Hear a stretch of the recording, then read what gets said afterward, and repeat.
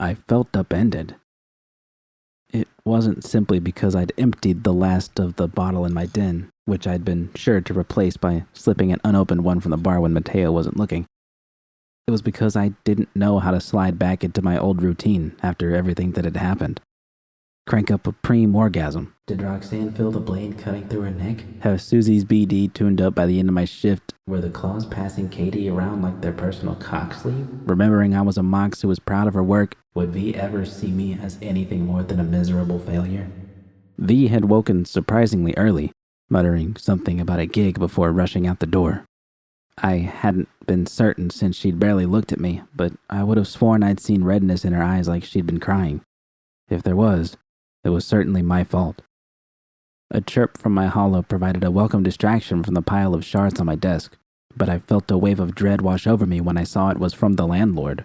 I scanned over the text, my eyes slowly widening in sickening disbelief. He was ecstatic.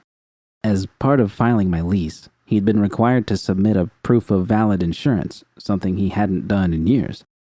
The claim had already been filed with whatever city agency handled these things, and a hefty payout was coming his way. The last part of his message, a disgusting suggestion that we partner together on another building, was enough for me to slam my hollow onto my desk. I winced as soon as I did it and quickly checked the screen. V would be pissed if I broke this one. My stomach suddenly grumbled, and even though I hadn't had much of an appetite throughout the day, I knew that grabbing something from the bar might help me feel better. But before I could stand up, Susie marched in, and it was obvious she was in a foul mood. "That bottle you clept is coming out of your pocket." She tossed another handful of shards onto my desk before I could say anything. "And you're going to have all of these edited by the end of tomorrow's shift." I looked at the massive pile. There had to be more than a dozen BDs. "That's 4 days worth of work, at least." Susie placed her metallic arms on her hips. "Don't give a shit how much work it is. Since you fucked everything up and had me turn away a bunch of clients, you're gonna make it up to me, and your cut's going down to 20%. "Fuck that," I spat. That's how it's gonna be. You don't like it, then get the fuck out." "I'm serious, Judy. No more bullshit with you. We're not running a charity here. You're good at what you do, but lately you've been more of a headache than you're worth." While I struggled to find something to say, Susie turned and walked out. "And one more thing," she called out on her way up the stairs. "This place gets cleaned out on Sunday if those aren't finished." The door closed shut. My face burned with anger, and I wanted to do nothing more than slam my fist against the familiar dent on my desk. Instead, I slumped forward and rested my head against my arms. There was still a small trickle of eddies coming in from the 2 BDs I'd managed to get on the market, but it wouldn't be enough, even with V doing some heavy lifting. If Susie was serious, and I didn't have any reason to think that she wasn't, then I was hanging by a thread. Reassigning myself to what was easily going to be at least 16 hours of editing over the next 2 nights, I reached down and grabbed the fresh bottle I'd stashed away. It was all coming out of my cut anyway, so there wasn't any point in being coy about it. But first, I had to eat something, or I'd end up too plastered to get anything done. I ventured upstairs, hoping not to bump into Susie again.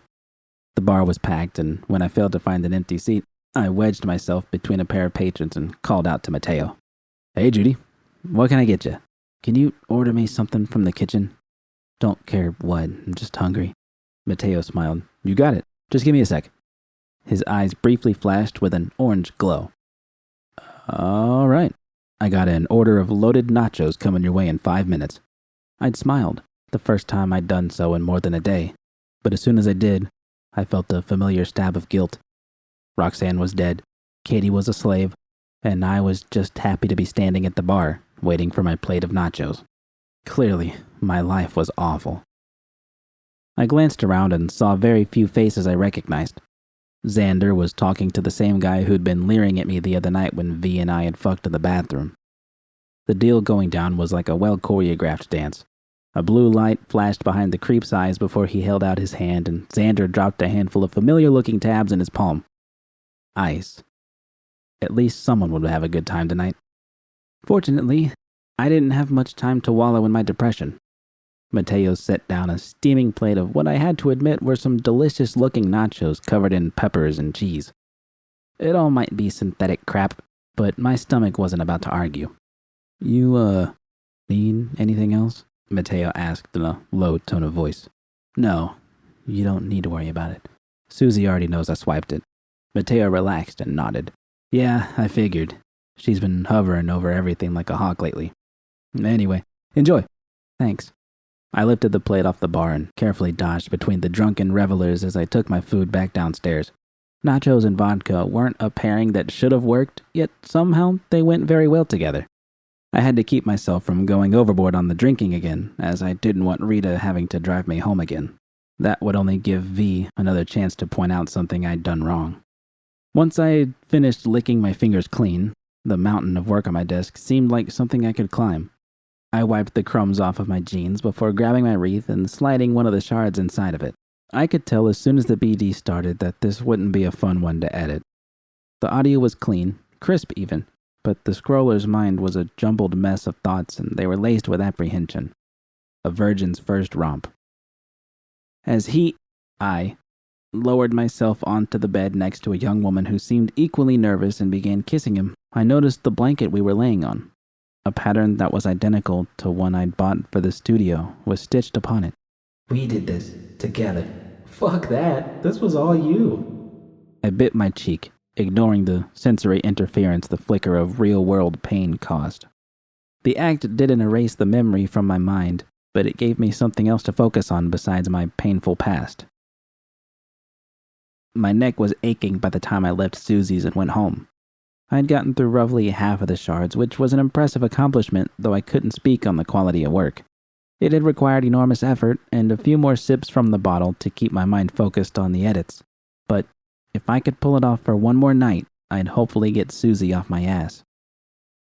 There was hardly any traffic on the streets, and even as I ascended the fire escape toward our apartment, things seemed quieter than usual. Aside from a woman leaning against the stairs with a bruise on her cheek and a cigarette dangling from her lip, there wasn't a soul to be seen. I tried to be quiet as I trudged inside and kicked out of my shoes. Judy? I was startled by V's voice. You scared me.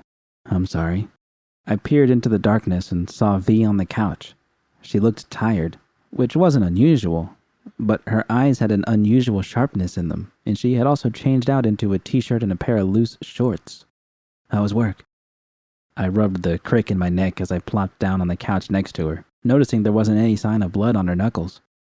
Shitty. I'm sorry. Not your fault. I shrugged. Got nothing to apologize for. A police siren slowly grew louder until the familiar pulse of red and blue lights flashed across the window. They stopped outside the apartment, but judging from the way they were dragging their feet, there didn't seem to be anything to worry about. The woman I'd passed by had probably gotten fed up and called them. I'm surprised you're up, I observed. Normally you're out like a rock at this hour. I was hoping to talk to you about things, but you look pretty beat. Maybe I should let you get some sleep instead. My eyes perked up despite the heaviness weighing upon them. I can talk. Would like to, actually. The sharpness I'd seen a moment earlier had been replaced with a startling vacancy, like she was lost in thought. She held up the capsule of beauties. Do you know why I take these? I nodded, understanding the deeper meaning behind her question. I've seen so much fucked up shit, things people shouldn't see, and they don't just go away the next day. It's all still right there, piling up inside my head, just itching to burst out. When I go to sleep, I don't like not knowing if I'm gonna wake up as myself or someone else. But if you stay on that stuff, this shit's only gonna get worse. You know that, V. Maybe, V pondered. Or maybe it's kept the worst parts of me from hurting you. Did she honestly think that was true? I thought back to when V would often wake up screaming, soaked in sweat. I'd caught so many elbows to the ribs or swats to the arm that I'd had to convince Rita on more than one occasion I wasn't being abused. Eventually, I learned to keep my distance and to only get closer once she'd regained her grip on reality. Get it off my face. I don't believe that, V. Think we both know what the worst parts of ourselves are. Besides, we don't need to be sleeping to hurt one another. V looked away. I noticed her knuckles were turning white as she tightened her grip on the capsule, threatening to break it. You're right, but I don't know if I want to go back to that. You don't know what it's like, Judy. How much I dreaded going to sleep each night, and how much I hated myself in the mornings after I'd hurt you. I wanted to tell her she could do it, and that wasn't a load of bullshit. V was fierce when she had to be, but it wouldn't be easy, and I doubted she could do it alone. She would need support, and as much as I wanted to be there for her, I was afraid. What would happen if she leaned on me and I buckled? I was a walking, talking disaster, and besides, I had my own baggage to contend with. Maybe words weren't the answer. Instead, I rested my hand on her shoulder and squeezed. I couldn't tell through V's smile whether or not it was the right thing to do. Did she understand I would be there for her, or was she interpreting my silence as condemnation? V sighed and set the capsule on the table. I don't want to have any secrets anymore. I took one earlier when I got home. I've been out most of the night and only woke up maybe 10 or 15 minutes ago. The admission should have stung, since V had known what she was doing and how I would feel about it, and had gone ahead and done it anyway. But it didn't. I might have thought she'd taken them just to see if she could get away with it or earn my acceptance, but the deep shade of red her cheeks had turned told me otherwise. V was ashamed of herself, which meant there was still hope. Thanks for being honest with me. Won't say I'm happy about it, but I sighed and shook my head, realizing I was coming dangerously close to rationalizing her behavior. That was something I couldn't do, no matter how sorry she was. But when had things become so fucked up between us? Why had they? It felt like everything was falling apart, and no matter how hard I tried to hold on to things, they kept slipping away. Judy? Yeah? V looked back at me, and that same smile spread across her lips. Let me think about things, see if I can find a way to get my head on straight. I might need some help from you if I get there. Okay. The sinking feeling in the pit of my stomach confirmed my worst fears. I would have to prop her up, and I didn't know if I would be strong enough to support her. If she fell, or if I couldn't give her the help she needed, then shit between us would go south real fast. We were already hanging by a thread, much like I felt I was. Come on, V said, standing up. Let's get you to bed. Despite my misgivings, a wave of relief washed over me as V helped me to my feet. For tonight at least, there would be no more arguing, and we were okay. I must have been more tired than I thought, as I could barely remember how I ended up in bed with V leaning over me, running a comforting hand through my hair. Good night. Her voice was so faint I could barely make it out. I hoped my own was louder as I slipped away. Good night.